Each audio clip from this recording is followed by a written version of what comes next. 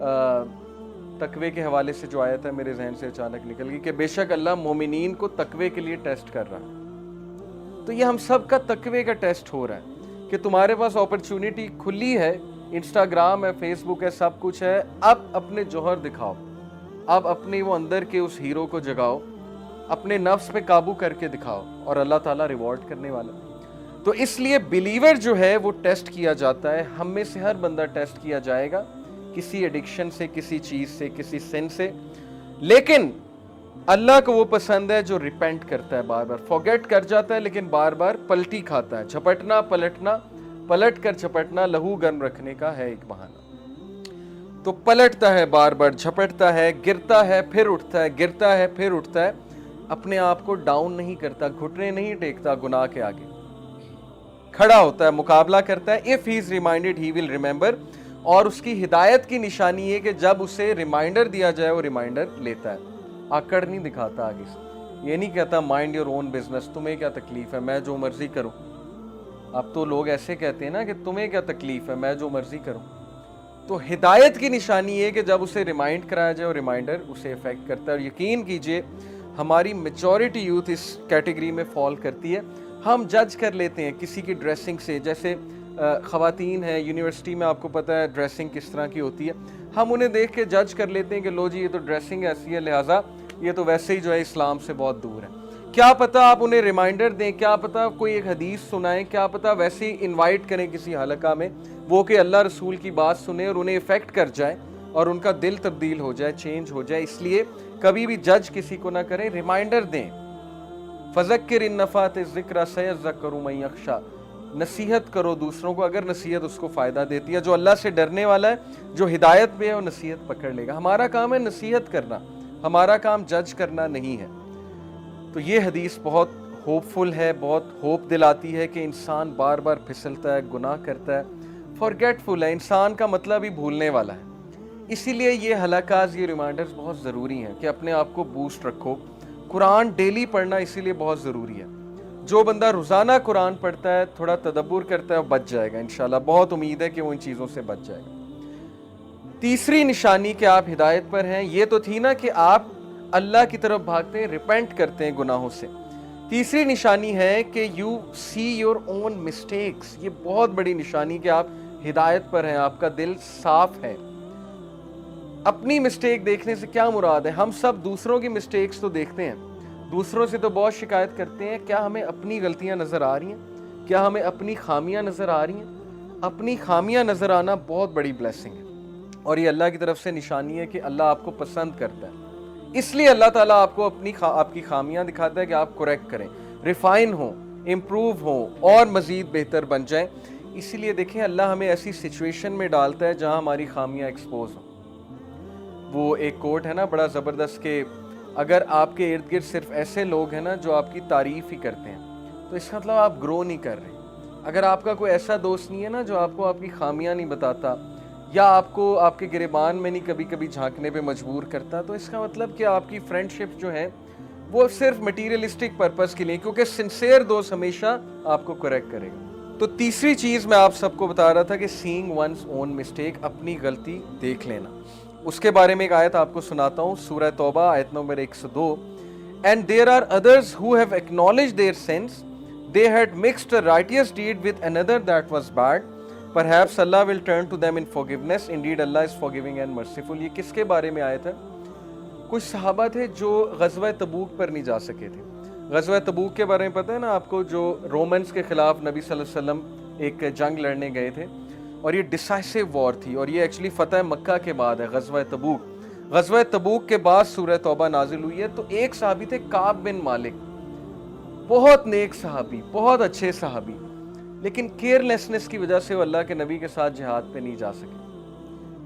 ایک اور صحابی تھے, ان سے کیا کیئرلیسنس ہوئی, میں آپ کو ان کی کیئرلیسنس بتاتا ہوں. وہ نبی صلی اللہ علیہ وسلم کا اعلان سن کے آئے کہ چلو بھائی ناؤ وی نیڈ یو, اب نکلتے ہیں اسلام کو ڈیفینڈ کرنے کے لیے, رومنز ہمیں تھریٹن کر رہے ہیں. تو غزوہ تبوک کے لیے جب اعلان کیا پروفیٹ صلی اللہ علیہ وسلم نے, تو وہ جو صحابی تھے وہ اس نیت سے گئے کہ میں جاؤں گا, لیکن جب گھر پہنچے تو اپنے گارڈن میں گئے, گارڈن بنایا ہوا تھا بڑا زبردست, وہاں پر قالین بچھائے ہوئے تھے, ان قالین پر بیٹھے, بڑا زبردست کھانا آیا, ان کی بیویاں آئیں, کھانا شانا کھایا, بیویوں سے گپیں ماری, سب کچھ بھول گئے, دنیا میں مگن ہو گئے اور سوچنے لگ گئے کہ میں جاؤں کہ نہ جاؤں, اتنی گرمی ہے, اتنی دھوپ ہے. لیکن جب کھانا کھا رہے تھے اچانک انہیں یاد ہے کہ نہیں, میرے نبی دھوپ میں گئے ہیں اور میں یہاں بیٹھ کر چھاؤں میں کھانا کھا رہا ہوں, تو میں کس طرح سے زندہ رہوں گا. یعنی اتنا ریگریٹ انہیں ہوا. اور پھر وہ اٹھے, کھڑے ہوئے اور دوڑ کر اپنے گھوڑے کو پکڑا اور دوڑ کر میدان جنگ میں پہنچے. اور نبی صلی اللہ علیہ وسلم نے دور سے انہیں دیکھا تو صحابہ کو کہا کہ مجھے لگتا ہے یہ وہ ہے. اس صحابی کا نام میرے ذہن سے نکل گیا. جب وہ صحابی قریب آئے تو نبی صلی اللہ علیہ وسلم مسکرائے اور انہوں نے کہا مجھے پوری امید تھی تم آؤ گے. اور انہوں نے پھر پورا واقعہ سنایا کہ اللہ کے نبی اس طرح ہو رہا تھا, لیکن مجھے اچانک یہ یاد آیا. تو نبی صلی اللہ علیہ وسلم نے کہا تم نے بے شک اپنے آپ کو ہلاکت سے بچا لیا, ادروائز تم ہلاک ہو جاتے. کعب بن مالک جو ہے بہرحال پیچھے رہ جانے والوں میں سے تھے, اور ان کے پیچھے رہ جانے کی یہی وجہ تھی کہ وہ یہی سوچتے تھے جاؤں گا, کروں گا. بس وہ قافلہ آگے چلا گیا اور وہ پیچھے رہ گئے. 40 دن اللہ کے نبی نے ان سے بات نہیں کی, کعب بن مالک سے, غزوہ سے واپس آ کر, اور صحابہ نے ان کے سلام کا بھی جواب نہیں دیا. کعب بن مالک, یہ ہے الولا والبرا, کہ ہم اللہ کے لیے محبت اور دشمنی کرتے ہیں, ہمارے اپنے پرسنل گینز کوئی نہیں ہے. جب تک آپ اللہ رسول کے ساتھ ہیں آپ ہمارے بھائی ہیں, سیدھی سی بات ہے. تو 40 دن ان سے جب بات نہیں کی گئی تو بہت روئے, بہت ریپینٹ کیا انہوں نے اور اپنی مسٹیکس کو ایکنالج کیا, ایکسیپٹ کیا. اکڑ نہیں گئے, بہانے نہیں بنائے, ایکسکیوزز نہیں دی, نہیں یہ ہو گیا تھا وہ ہو گیا تھا. کئی ایکسکیوزز سوچ کر آئے. بڑی مزے کی بات ہے کہ لیکن نبی صلی اللہ علیہ وسلم کی محفل میں جب آئے تو کہا کہ اللہ کے نبی میں سچ بات یہ ہے کہ ایکسکیوزز سوچ رہا تھا, لیکن سچ یہ ہے کہ میرے پاس کوئی ایکسکیوز نہیں ہے اور مجھے آنا چاہیے تھا لیکن میں نہیں آ سکا. تو یہ وہ لوگ ہیں, ان کے بارے میں آیت نازل ہوئی کہ ان میں سے کچھ لوگ ایسے ہیں جنہوں نے اپنی غلطیوں کو ایکنالج کر لیا ہے, مان لیا ہے کہ ہم سے غلطی ہوئی ہے, اکڑے نہیں آگے سے, اور انہوں نے ایک اچھے عمل کے ساتھ ایک برائی کو مکس کر لیا تھا. یعنی برائی یہ کہ پیچھے رہ گئے, اور صحابی کے لیے بہت بڑا گناہ تھا کہ اللہ کے نبی کو چھوڑ دے, اپنے لیڈر کو چھوڑ دے. تو اللہ نے کہا perhaps Allah will turn in forgiveness, اللہ انہیں معاف فرمائے گا انشاءاللہ, اور اللہ نے انہیں معاف فرمایا. بے شک اللہ مرسیفل ہے, forgiving ہے. تو اس لیے ایکسرسائز یہ آپ کو کرنی چاہیے کہ کیا آپ کو آپ کی خامیاں پتہ ہیں, کیا آپ خامیاں جو بتائے آپ کو اس پہ غصے تو نہیں ہوتے. اسپیشلی ماں باپ بتاتے ہیں نا, دیکھیں بچوں کو ماں باپ ان کی خامیاں بتاتے ہیں, بچے مائنڈ کر جاتے ہیں. مائنڈ نہیں کرنا چاہیے, سن لیں کہ ابو کیا کہہ رہے ہیں, امی کیا کہہ رہی ہیں. although I understand کہ دیسی کلچر میں والد کا رول بہت زیادہ ہی ایک کرٹیکل ہو گیا, اوور کرٹیکل ہو گیا, بہت زیادہ ہی خامیاں بتاتے ہیں. لیکن آپ سن لیا کریں, آپ دیکھ لیا کریں, اگر آپ میں کوئی خامی ہے اس کو امپروو کریں. اگر آپ ذمہ دار نہیں ہیں آپ ذمہ دار ہو جائیں. اگر آپ ضرورت سے زیادہ ٹائم ویسٹ کر رہے ہیں گیجٹس میں, مانیں اس غلطی کو کہ بھائی یس میں ضرورت سے زیادہ گیمیں کھیل رہا ہوں, ضرورت سے زیادہ گیجٹ یوز کر رہا ہوں, مجھے پیرنٹس کو ٹائم دینا چاہیے, ذمہ داریاں نبھانی چاہیے, مجھے ہوم ورک کرنا چاہیے, اسائنمنٹس کرنی چاہیے. تو اپنی غلطی ہر کوئی نہیں دیکھتا. پھر دوستوں میں بھی, دو دوستوں میں کوئی اختلاف ہو گیا, اب دونوں کو دیکھنا چاہیے کہ میں کہاں غلط ہوں. پھر رشتہ داروں میں کسی سے لڑائی جھگڑا ہو گیا, آپ یہ دیکھیں آپ کہاں پر غلطی پہ ہیں. کہیں آپ کے لہجے میں, آپ کی ٹون میں تو کوئی مسئلہ نہیں تھا جس کی وجہ سے لڑائی ہو گئی. کیا سارا قصور اسی کا ہے یا کچھ قصور آپ کا بھی ہے؟ شاید آپ سے بھی کوئی غلطی ہوئی ہو. تو یہ چیز کہ مجھ سے کیا غلطی ہوئی ہے, یہ بھی ہدایت کی نشانی ہے کہ اللہ نے آپ کو اتنی عقل دی ہوئی ہے کہ اپنے اندر بھی غلطی تلاش کرو, صرف دوسروں کی غلطیاں نہ دیکھتے رہو. چوتھی نشانی, fourth sign that you are on ہدایہ, اور یہ سب سے زبردست نشانی ہے کہ یو لو گڈ, آپ نیکی سے محبت کرتے ہیں اور برائی سے نفرت کرتے ہیں. Love for the good deeds and hated for the sin. حدیث میں آپ کے سامنے رکھتا ہوں, کمال کی حدیث ہے, ابو امامہ رضی اللہ عنہ نے رپورٹ کیا. A man asked رسول اللہ صلی اللہ علیہ وسلم what is ایمان, what is faith, ایمان کیا ہے, faith کیا ہے. The messenger of Allah صلی اللہ علیہ وسلم said, اللہ کے نبی نے فرمایا, اذا سرت کا حسنتو کا وساعت کا سیئتو کا فانت مؤمن. If you are happy with your good deeds, اگر نیکی تجھے خوش کرتی ہے اور گناہ تجھے سیڈ کرتا ہے, غم زدہ کرتا ہے, تو تو مومن ہے.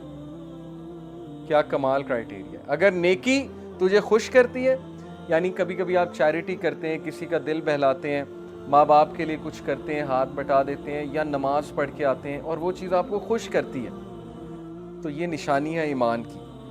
اور گناہ سے آپ کا دل دکھتا ہے, جیسے وہ دعا ہے نا کہ گناہ کو میرے لیے کراہت انگیز بنا دے. تو گناہوں سے کراہت شو کرنا, گناہ کر کے سیڈ ہو جانا, غمزدہ ہو جانا, یہ ہدایت کی نشانی, یہ مومن کی نشانی کہ آپ کے اندر ایمان باقی ہے. لیکن اگر گناہ روٹین بن گیا ہے, گناہ ہی نہیں لگ رہا ہے, اور آپ گناہ کر کے مزید اکڑتے ہیں, بلکہ گناہ کر کے دکھاتے ہیں, دوستوں کو دکھاتے ہیں جا کے کہ یہ دیکھو میں نے گناہ کیا ہے, اس کا مطلب آپ کو گناہ لگ ہی نہیں رہا. اسی لیے میں اکثر یوتھ کو ایڈوائز کرتا ہوں کہ بھائی ایک چیز ہے اکیلے میں بیٹھ کے کچھ کرنا, ایک ہے کہ فیس بک پہ چڑھا دیا, ٹائم لائن پہ لگا دیا جی کہ میں یہ گانا سن رہا ہوں, میں یہ کر رہا ہوں, تو آپ بھی کریں. تو وہ آپ کے لیے نیگیٹو صدقہ جاریہ آپ نے کریٹ کر دیا, جو وہ دیکھے گا گناہ آپ کو. اس لیے بی ویری کیئرفل.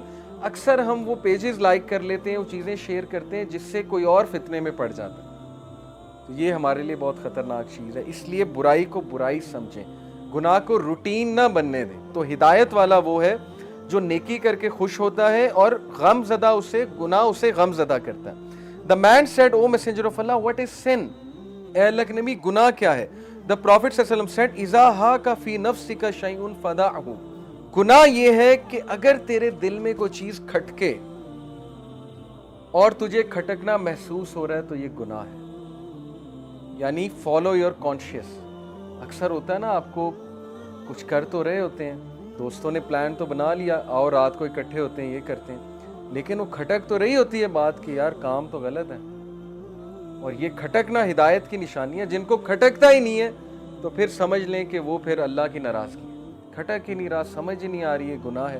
لیکن ہر گروپ میں ایسے لوگ ہوتے ہیں. میں آپ کو بتاؤں, سورہ قلم میں ایک واقعہ ہے کہ وہ چند ایروگنٹ لوگ تھے جنہوں نے اپنی وہ باغات جو ہے بڑے بنائے ہوئے تھے اور بڑا سجایا ہوا تھا انہیں, اور غریبوں کو مسکینوں کو دھکا دیتے تھے, کچھ نہیں کھلاتے تھے. سورہ قلم کا واقعہ. تو اللہ تعالیٰ نے ان کے باغات کو تباہ کیا, لیکن ان میں سے ایک جو تھا وہ عقل مند تھا. اس کا ذکر اللہ نے اسپیشل کیا ہے, اللہ نے اسے پوائنٹ آؤٹ کیا ہے سورہ قلم میں. اللہ نے کہا ان میں سے ایک ایسا تھا جو یہ سب کو سمجھاتا تھا کہ شاید ہم غلط کر رہے ہیں, ہمیں مساکین کو دور نہیں بھگانا چاہیے. تو ہر گروپ میں ایسا ایک بندہ ہوتا ہے جس کو یہ چیز کھٹک رہی ہوتی ہے, تو آپ اپنے گروپ میں وہ بندہ بن جائیں. بس یہی چین آف گڈنس ہے, آپ سے چین آف گڈنس پھیلے گی. تو جو چیز آپ کے دل میں کھٹکے وہ گناہ ہے, اس کو چھوڑ دیں. دل گھبرانے لگے, ٹھیک ہے آپ نے ایک چیز کر تو لی ہے لیکن دل گھبرا رہا ہے, ایک کمپنی جوائن تو کر لی ہے لیکن دل گھبرا رہا ہے, ڈاؤٹ فل ہے, پتہ نہیں یہ چیز حرام ہے, انشورنس کا کام حرام ہے, حلال ہے, سود تو نہیں اس میں انوالو, وغیرہ وغیرہ بہت سی چیزیں ہو سکتی ہیں. جیسے جیسے آپ پریکٹیکل لائف میں جائیں گے آپ کو یہ حدیث سمجھ آ جائے گی کھٹکنا کیا ہوتا ہے, گناہ کے بارے میں کھٹکنا. تو جو چیز کھٹکے وہ گناہ ہے, اس کو چھوڑ دیں.